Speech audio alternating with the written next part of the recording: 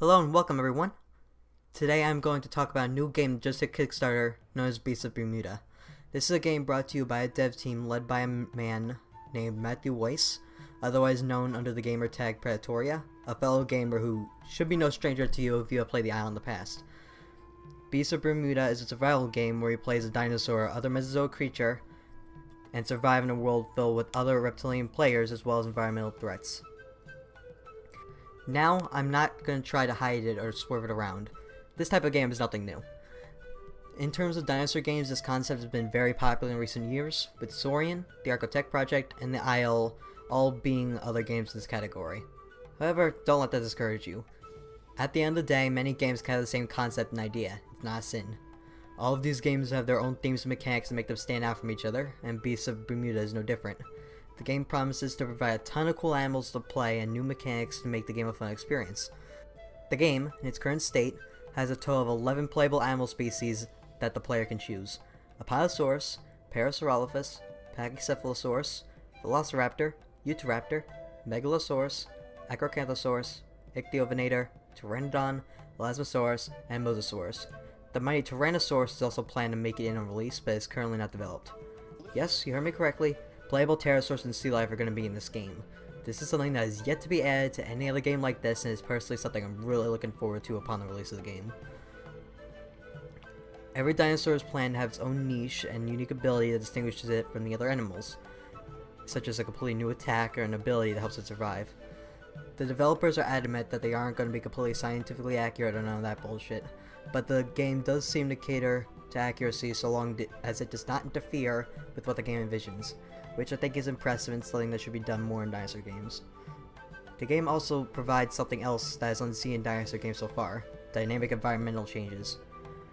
Being in the goddamn Bermuda Triangle, it shouldn't be a surprise that severe weather will be hitting the map, and it'll actually play a big effect on the animals that live there. Severe storms and forest fires are pretty common, so you either have to take shelter from them or risk dying in these drastic events, such as exposure. Speaking of exposure, this game is a new mechanic that, if it works correctly, will definitely make it a game changer. Every dinosaur, along with the basic survival needs of thirst, hunger, health, and stamina, also has a comfort meter.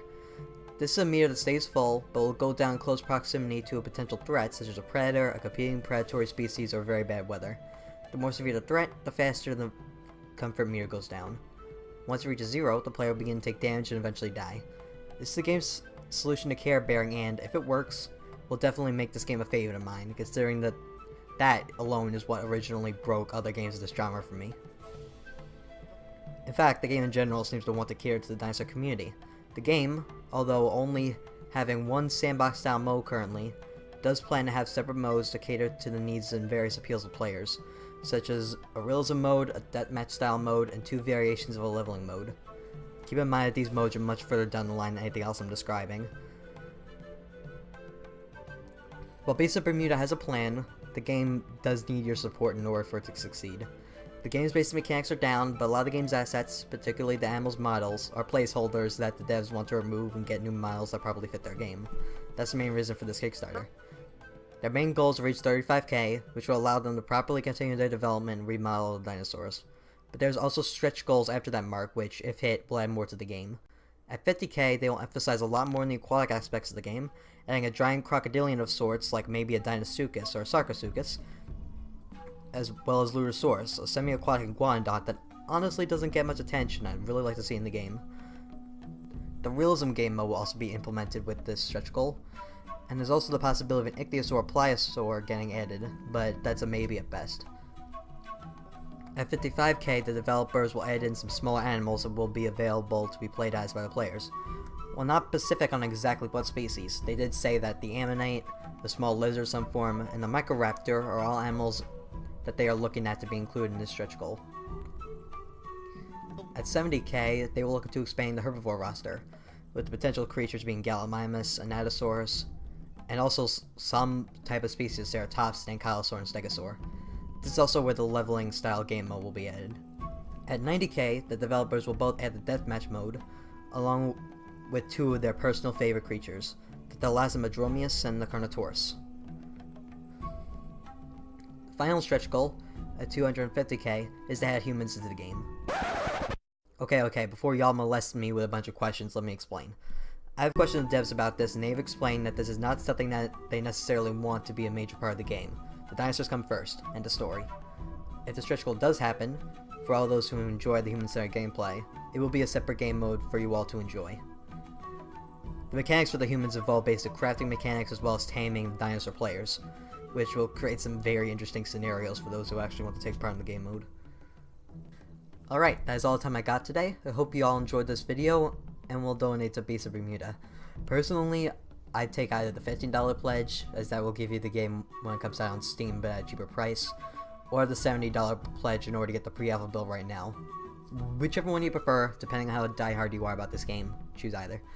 The Kickstarter link will be in the description, and on that note, I will show off the game's Kickstarter video brought to you by Predatory himself. Enjoy. Beasts of Bermuda is a multiplayer game hosting large servers in which the player is a dinosaur or other prehistoric creature. The player becomes part of a living, player-created ecosystem.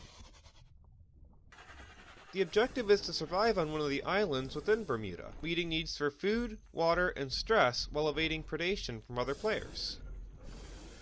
It may appear to be an island paradise at first, but this can quickly change. The map generates randomized weather events which can become quite intense. When severe enough, these storms cause lightning, which can spark forest fires that propagate across the entire map. The ocean also surges during hurricanes, causing the water level to rise, sometimes to extreme levels. If players do not take refuge from these kind of storms, they risk dying to exposure and accumulation of extreme stress. In Beasts of Bermuda, along with terrestrial animals, the player chooses from a wide variety of creatures that harbor unique niches, stretching both into the sea and into the air. Along with traditional carnivores and herbivores, piscivores and aquatic creatures allow the player to become part of an underwater environment. Some animals like our ichthyovenator are adept at both swimming and traversing land, allowing them full roam of the entire map.